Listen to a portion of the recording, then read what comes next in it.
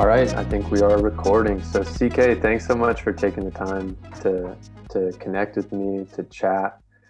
I'm excited today to learn more about what it means to be a noble warrior from your perspective and how we as men can live as integrated men, strong men with open hearts. And we can live in a powerful way to one, live a good life ourselves, a fulfilling life ourselves, but also inspire others Mm. to do the same, to live a fulfilling life, a respectful life, a life of love, a life of freedom, a life of power. And if you could just take a moment, give an introduction to the people who are going to be watching this interview, if you could just tell them a little bit about yourself. Sure. First, let me just say Happy New Year. And it's always good to be in your presence. I think as you describe what it means to live an integrated life, who you are came to mind, right? Because everywhere you go, that's who you are. And you bring that level of groundedness, centeredness to anyone that you involve yourself with. So I'm happy to be here, first of all. In terms of background of introduction, I haven't always been living an integrated life. I was brought up in Taiwan, and through my culture, through my upbringing, through my education, it was very much around cultivating the mind. Super important. But at the same time, it became the pursuit of the egoic pursuit of accomplishment and achievement. It wasn't until in my mid 20s and 30s, and then now I'm in my 40s now, I started to embark on this journey of an integrated way of living, because I've just fall down so many times. I'm like, oh my God, this just doesn't work. It's so painful, and there must be a better way. So that's a little bit of my path from a very cerebral, my body, my heart, my spirit, what are those? Focusing purely on the head, to the pursuit of, okay, so there may be something around the body, right? So, oh, okay, there may be something around our emotions. Oh, there may be something around the spirit, the intangible qualities of what makes a human being. Yeah, so that's a little bit of a hero's journey so far. So happy Yeah. to go in deeper any directions that you like. Okay. Yeah. Thank you, man. Again, yeah, just thank you for being here. And it's been a while since we've gotten to connect. And I'd love if you could share a little bit about your profession. If you could share about your professional history and what you're Sure. doing, what you do now. Sure. So, in terms of profession, my background is in biomedical engineering. I was so enamored by the possibility of technologies, and I wanted to really make a contribution that way, developing new technologies. So I kept pushing for, okay, so what are the biggest frontiers of opportunities? Where can I make the biggest impact? And I have honed in, somehow got the idea that biology plus engineering, all right, let's go there. And then so I started to pursue biomedical engineering bachelor. I like it so far. Let's go with the master's. I like it so far. Let's go for the PhD. And then from that point, I was chosen as one of the top PhD graduates to be a UC Discovery Fellow, as a Wow. way to lead the professors and the rest of the institution, to really help them actually look at what possible, if we let these young graduates lead the university, what possibilities could happen. So I was chosen as one of them. I was the director of international research advancement for UC Santa Barbara. And in those spaces, I got to see really up close and personal life of a university administrator, life of a university research center, life of Nobel laureates, what that is like. And then at that point, I didn't quite enjoy what I see, sort of my future self. So I decided to go into the realm of entrepreneurship. That's when I started to go into business and starting to explore what's it like to build product and services that people like. And Hmm. fast forward a few years, I then joined as a startup executive to help my friend launch his startup.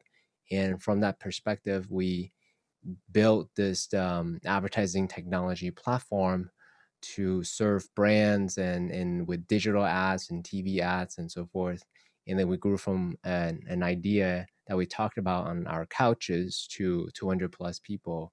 We raised, $50+ million. And then the company is doing really well. And then at that point, I realized what I truly enjoy is to help other founders, young founders, to really help them navigate their internal compass, just like the way I help the young founders navigated his own internal compass, what products to build, who to serve, what core values he has, the purpose he has, and then scale that further to build a company, a culture, right, of like-minded people. And then we productize that to build the company that we ultimately built together. Wow. So Amazing. And what are you doing now? What are you doing? You work with people now. Are you doing just kind of what you said, just supporting people and growing, yeah. their vision? So professionally, what I do right now, there are two fronts. One is I do podcasts. That's something that really enriches my soul. Talk to other founders, entrepreneurs, and really think about their hero's journey, what they've been up to, like the ups and the downs, so we can extract um, inspirational stories and wisdom and tactical things to help the younger generations, right? People who are going through their dark night of the soul moments, so then they Right. can get out of it a little bit with more grace and dignity. Yeah. So there's that. And professionally, I also help other founders who are going through a reinvention period, who are also figuring it out. Like, hey, what is it that I really want to build to enrich not just the product market fit, but the soul market fit? So if people who are Mm. inspired to build something from within than without, that's something that they want to do, they come to me.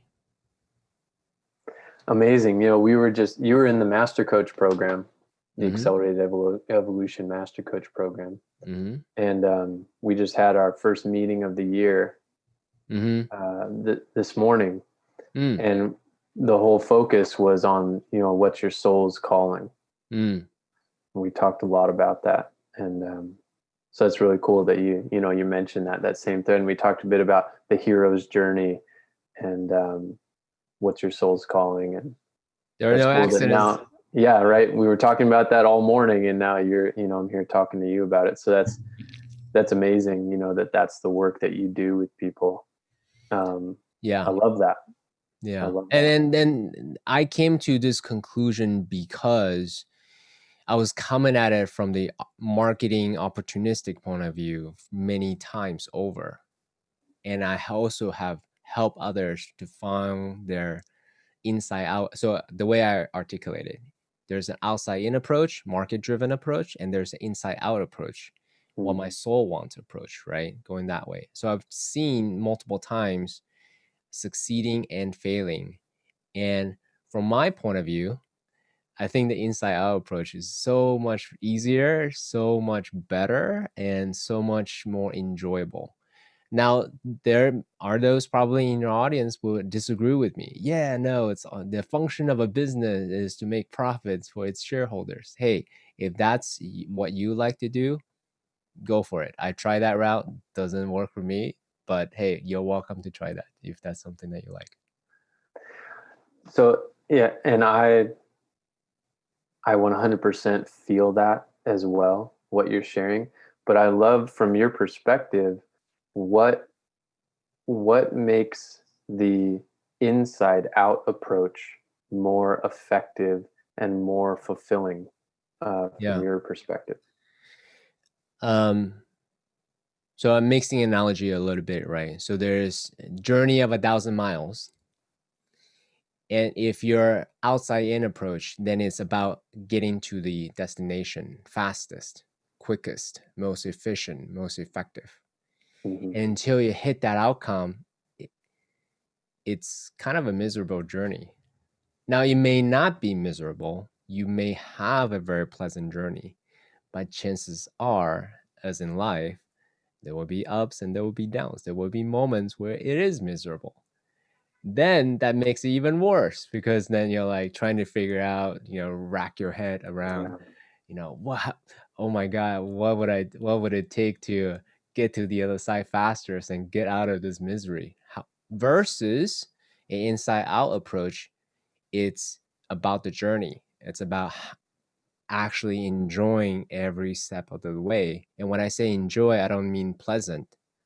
They don't necessarily go together. It may be unpleasant, but you are still, because you're intrinsically motivated, every step of the way. And getting to that destination is a brownie point. And to me, Right. that's much more enjoyable than, say, an outcome driven, extrinsically motivated approach. Does that answer your question? Oh yeah, totally. There's this quote here. I just took it on my phone, and I'd seen it before, but it came up again recently. But it speaks to exactly what you're saying, and you may have seen this quote as well. But I want to just pull it up so that I say it more exactly.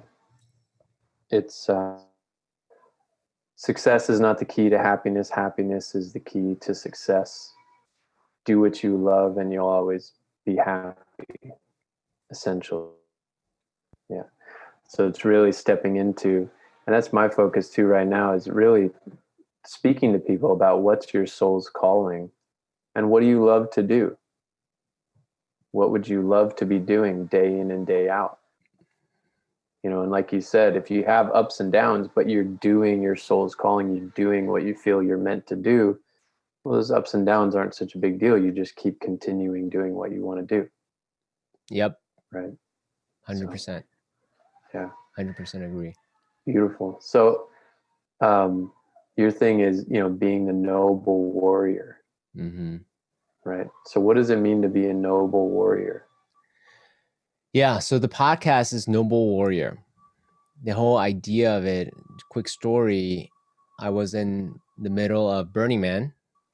There was a about 4-story high Mongolian warrior armor standing in the middle of the desert.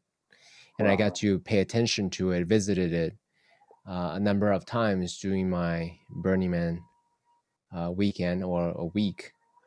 And it dawned on me what that particular Mongolian warrior armor symbolizes to me.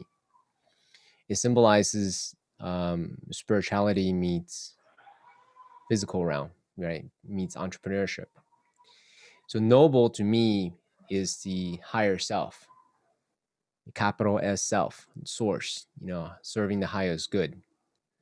Nobility, acts of nobility. And warrior is the willingness and the courage to lean into the discomfort in the pursuit of that acts of nobility. So noble warrior are people or interview series with people who have decided, have committed to lean into that discomfort in the pursuit of the serving the highest good.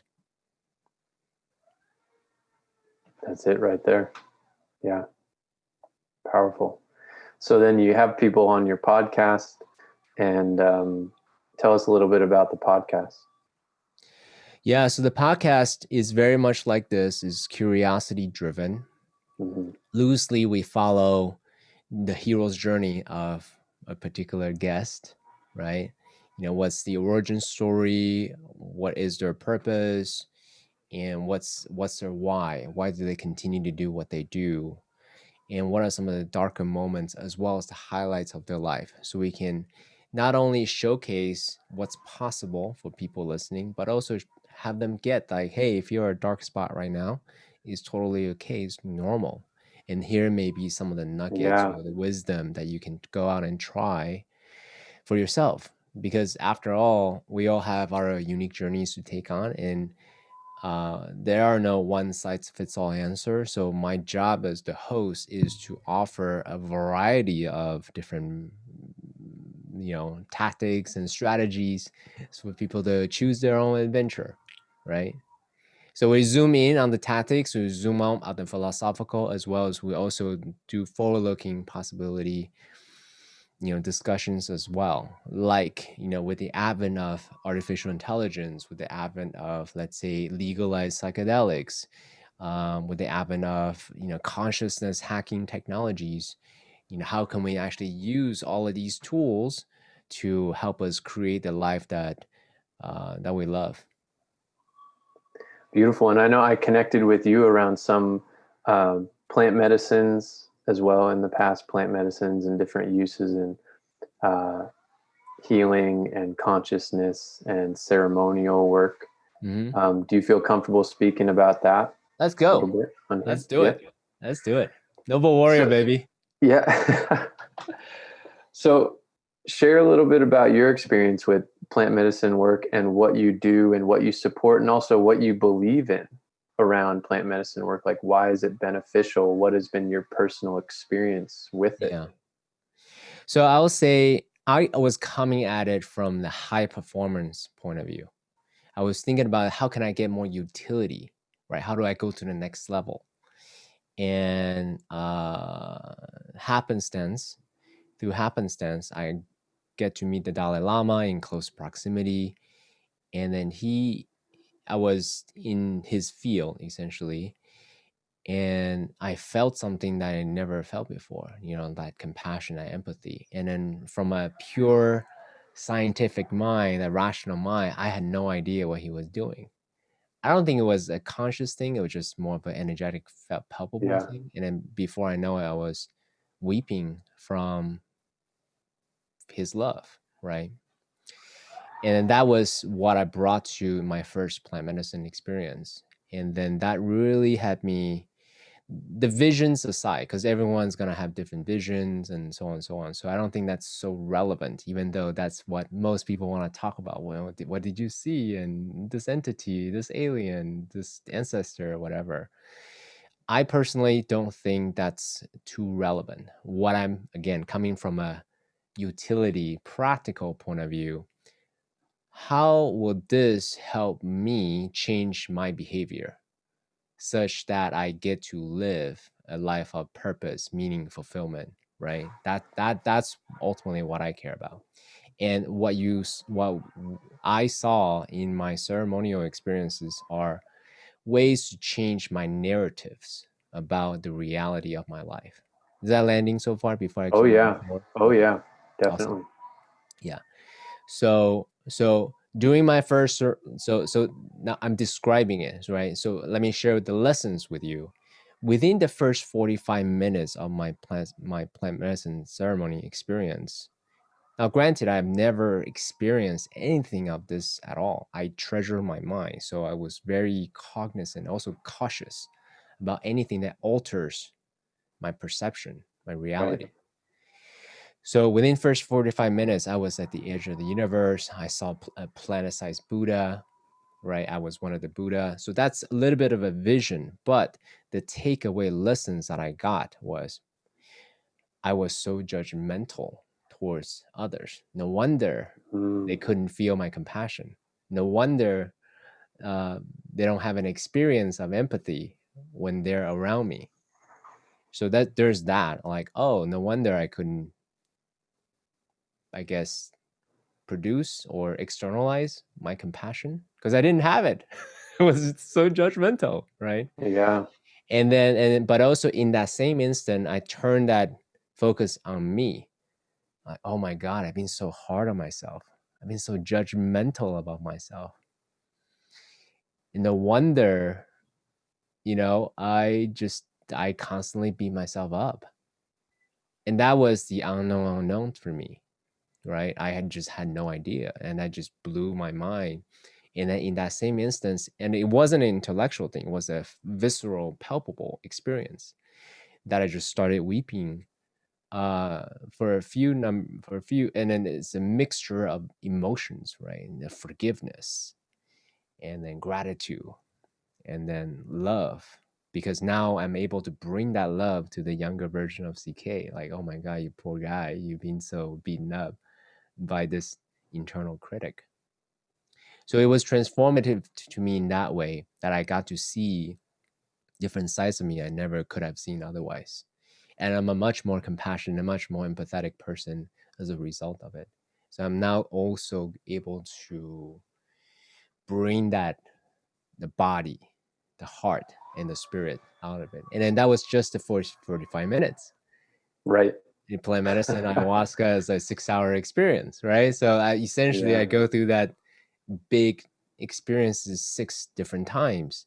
And outside of it, I was like, wow, I live a whole lifetime of things I didn't know before. So I'm a huge proponent and advocate for plant medicine, specifically ayahuasca. I'm a huge advocate for that. And it's part of my regular practice as a way to benchmark, right?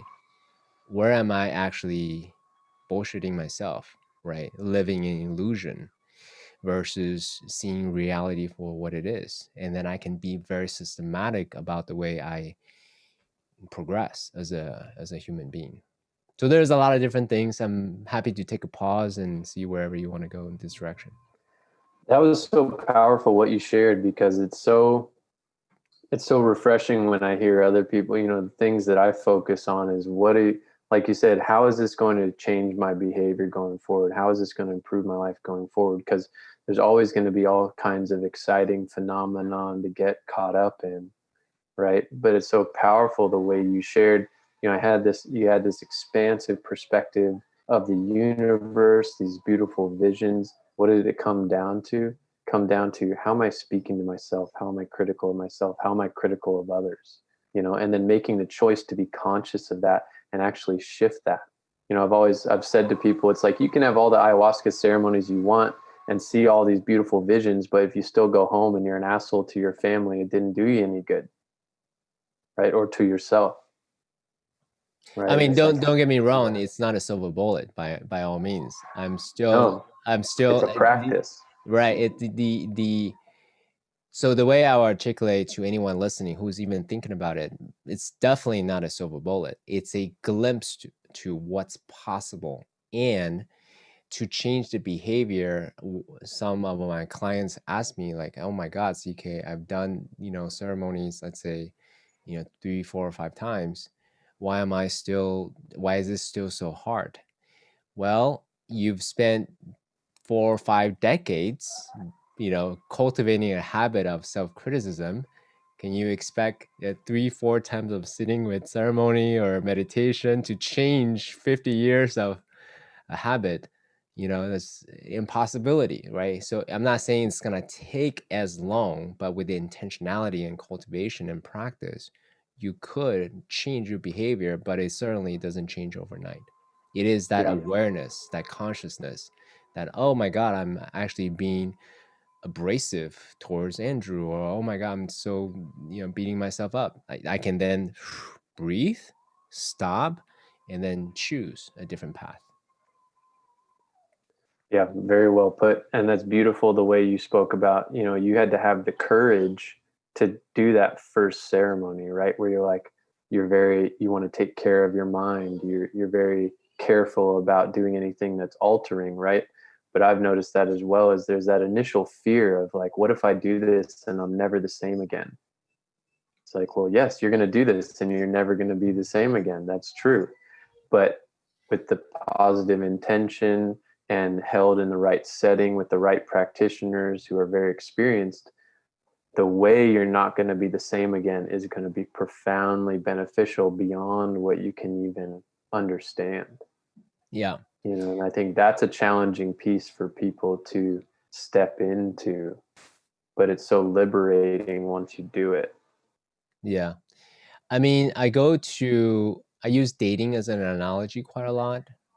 Mm-hmm. There is a perfect person for you out of the 7.2 billion people. You just need to find them, right? So similarly to that, right?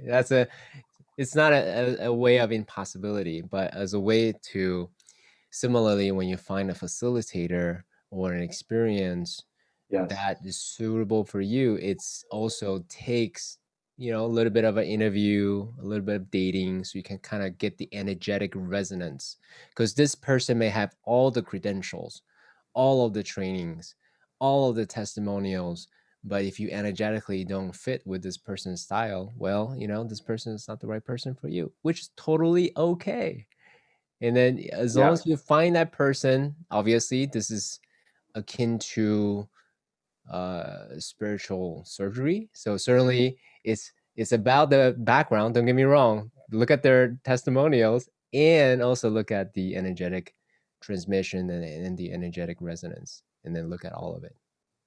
I say that about coaching as well. It's like you want to hire someone as a personal coach, or if I'm working with someone as an accelerated evolution coach, it's like, we need to be a good fit.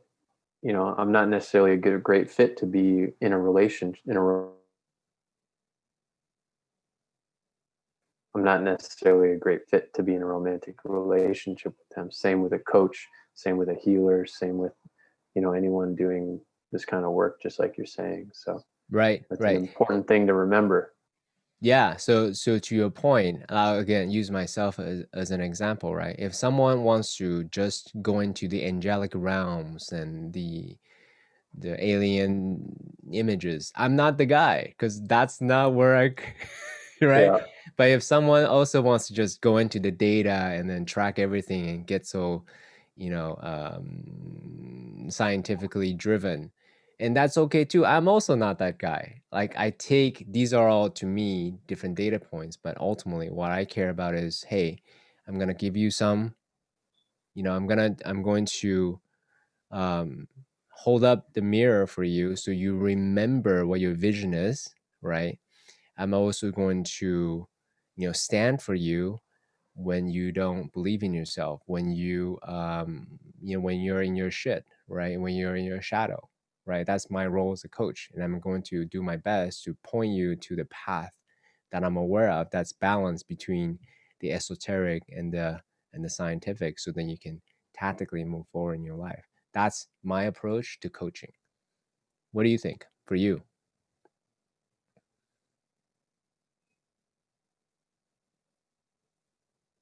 I think can you hear me? Oh, the Yeah. video froze there just for a minute.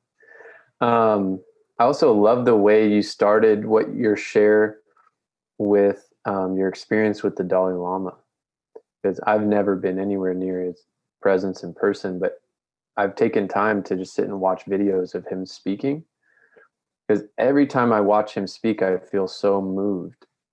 Like it's not even something that I like, it just happens. I just notice, like, wow, when I listen to him speak, I feel so moved. And for me, what I realized is that he embodies this combination of inner freedom and responsibility at the same time. That I noticed just so beautiful and powerful. And so it was cool to hear how you shared that. That's a natural presence from a spiritually enlightened individual, whatever, there's many different ways we could describe or call that, but then to share that, that's what's possible just in presence alone, and then also what these different types of plant medicines can do for our consciousness to help bring us back into that space, and help elevate our own consciousness in that way. I love how you tied that together. Really powerful. And I feel even moved in myself, like even a little bit emotional, and like coming up in me as you share that. Mm, um, and now a question is coming up for me too for you, is why do you do what you do? yeah. I can, so I can give you a logical answer. I can give you a soulful answer, right? A soulful answer is much shorter. It's part of my dharma. I don't have any other reason than to share that. It's part of, it's what I'm here to do. Now, a logical answer would be, you ask yourself why, 6 7 times, and then you get a response from that.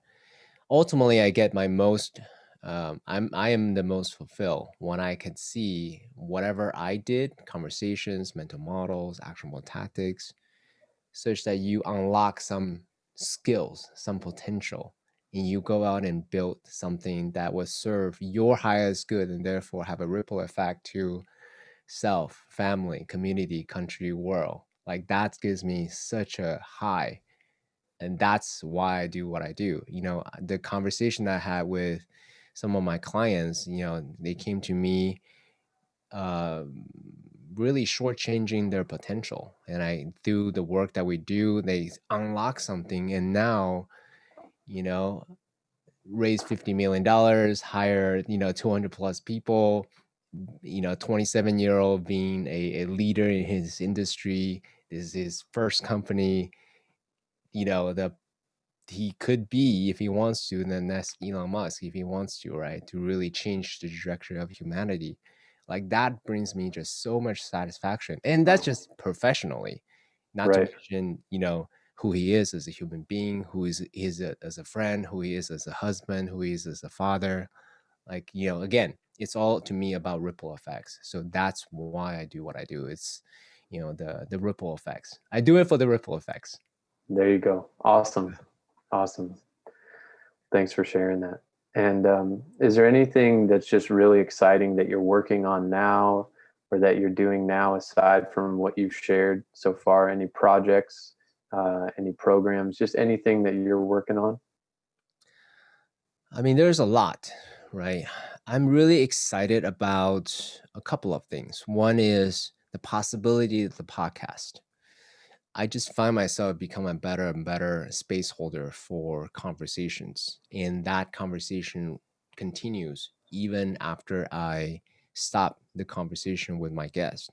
I mean, one case in point is, we were talking about dark night of the soul moments, and one of my guests shared, like, he was literally thinking to himself, because of the life insurance policy I have, my life is worth more if I'm dead than I'm alive. So he bought a gun. He was staring down the barrel of his gun and really thinking about like doing the unthinkable. Obviously, he chose not to do it, and then he shares sort of the triumphant return of the hero afterwards. He became, the world champion in jiu-jitsu, and world famous speaker in dentistry, and so on and so on. I'm sharing all of that because someone in the audience was listening, and he lost his business due to COVID. He was thinking about doing the same, planning his exit from this reality. He was listening. He said to himself, hey, if Dan can do this, so can I. So he chose otherwise.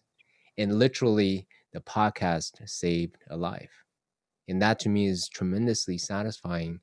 We don't know who's listening, and, the ripple effect continues. So I'm really excited about actually building a community of like minded noble warriors who want to come from the place of soul first, and then building something to be of service to the market, to the community, soul market fit, and who is willing and courageous to take on some of these non-conventional practices that we've talked about, whether it's the body work or psycho-spiritual work, or plant medicine, or all these things that most people in the world wouldn't understand, but they're willing to try on these new paths as a way to cultivate their own capability to serve the highest good. So I'm excited about building out a community like that. That's so awesome. Well, keep me posted. You're already in it, man. What do you mean? Yeah. Yeah. You're in my sphere. So I definitely consider you one of my colleagues, one of my brothers, who is on this path to carving out, our untapped potential in service of the highest good. Yeah. Beautiful.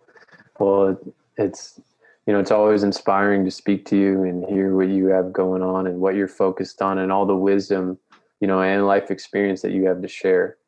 It's really, for me, it's inspiring, it's invigorating, and you're right, you never know who's watching.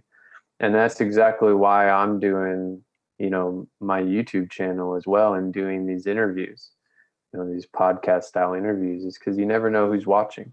And some of these interviews, they've been getting quite a few views, some of them not so many, but I know it'll pick up over time. And like you said, you even support one person in such a big way like that. I mean, that's incredibly, valuable and fulfilling. And um,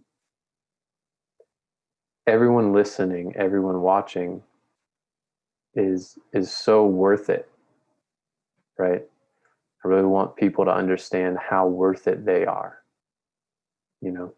So anyone, if you're watching this right now, you are worthy of all the very best. you know, and there's lots of people out there that are ready to support and serve you. And I think you really exemplify that, CK. Thank you. I want to speak to whoever is listening, whoever is watching. I wish someone would have told me this when I was younger. That everything that Andrew just said, you are worth it. There is an idea. There's an a sense of a dream that you want to birth, right, from an idea space to the physical space. If you're not ready, well, you have it because it's gifted in you. So anyone in the world could do it, but really you're the best person. That's why that idea came to you. So listen to the inspiring words, the inspiring interviews that Andrew has prepared for you, because, as you can, I hope you feel from us that we come from a place of service, that, nothing makes us happier than seeing and helping and supporting your idea bring to reality. So keep doing what you do. You got this. Yeah, beautiful. Thank you, CK. And I'm hanging out on the Big Island right now. Nice. Out here, yeah, we're out here for about 6 weeks. Nice. And yeah, you had connected with Ian last time you were out here, right? Yes, I did. Yeah. Good guy. Good. Yeah. Great guy. Another brother doing great things. Another noble warrior in the world. He taught me a number of things about flinching, actually. Oh yeah, like for boxing. Yes. Yeah. Yes. Did he hit you in the face with the glove? He did. He did. Yeah. As a way to habitualize, right? Because otherwise, the natural reaction is flinching. So it was very useful, actually. So, yeah, him and I did that as well. Yeah. So that's cool. Cool. Well, do you have any other words to share? This has been awesome just to get to jam with you and hear what you have going on and the wisdom you have to share. Is there anything else you'd like to share as we complete?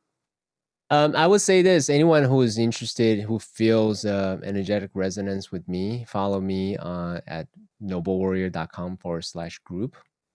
So that way you can continue to track, and hear and receive interviews and mental models, actionable tactics from my guests as well. So if that's what you want, great.